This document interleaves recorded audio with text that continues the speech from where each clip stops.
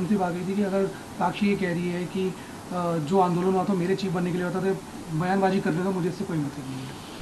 अब देखो, मुझे बयानबाजी करके मुझे क्या ही फ़ायदा होना है। मैं तो जो भी सच्चाई है, जो भी प्रोटेस्ट के दौरान हुआ, शुरुआत से जो भी हुआ, वो तो मैं सब जैसा हुआ वैसा सच्चाई बोली है मैंने।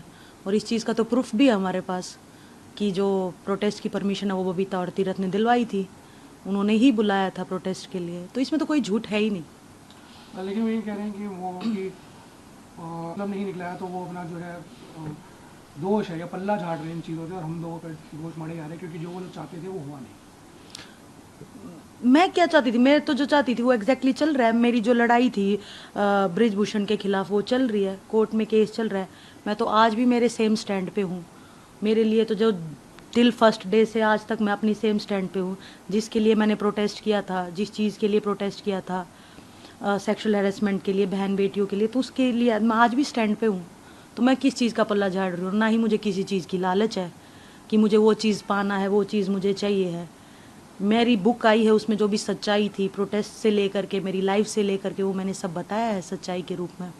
ये कहा बजरंग और विनीत जो पॉलिटिकल अब स्टैंड हो चुके हैं, विनीत जीत भी गई है कि ये किया ही इसलिए किया था ताकि जो है पॉलिटिकल एजेंडा उसमें क्लियर हो सके। नहीं नहीं, बिल्कुल नहीं। ये बाद में उनका ये निजी फैसला होगा कि उन्होंने कांग्रेस ज्वाइन की, उन्होंने पॉलिटिकल होना पसंद किया।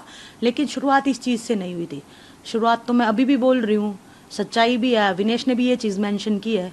विनेश के अगर बयान उठा करके देखोगे तो उसने भी यही मेंशन किया कि प्रोटेस्ट की परमिशन दिलाने वाले बीजेपी लीडर्स थे, बबीता और तीरथ राणा।